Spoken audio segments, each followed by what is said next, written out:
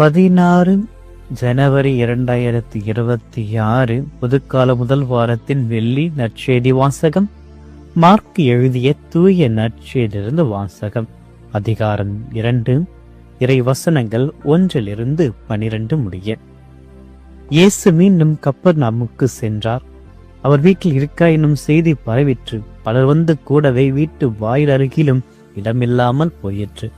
அவர் அவர்களுக்கு இறை வார்த்தையை எடுத்துரைத்துக் கொண்டிருந்தார். அப்பொழுது முடக்குவாதமுற்ற ஒருவரை 4 சுமந்து அவரிடம் கொண்டு வந்தனர். மக்கள் திரண்டிருந்த காரணத்தால் அவரை இயேசுவுக்கு முன் கொண்டு வர இயலவில்லை. எனவே அவர் இருந்த இடத்திற்கு மேலே வீட்டின் கூரையை உடைத்து திறப்பு உண்டாக்கி முடக்குவாதமுற்றவரை படுக்கையோடு கீழே இறக்கினர்.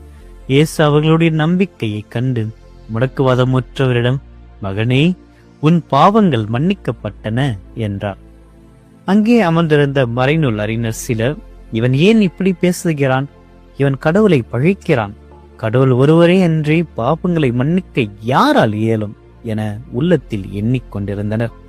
உடனே அவர்கள் தமக்குள் இவ்வாறு எண்ணுவதை இயேசு தம்முள் உணர்ந்து அவர்களை நோக்கி, உங்கள் உள்ளங்களில் இவ்வாறு எண்ணுவது ஏன்? முடக்குவாதமுற்ற இவனிடம் உன் பாவங்கள் மன்னிக்கப்பட்டன என்பதா? எழுந்து உன் படுக்கையை எடுத்து கொண்டு நட என்பதா? எது எளிது? மண்ணுலகில் பாவங்களை மன்னிக்க மனித மகனுக்கு அதிகாரம் உண்டு என்பதை நீங்கள் அறிந்து கொள்ள வேண்டும் என்றார்.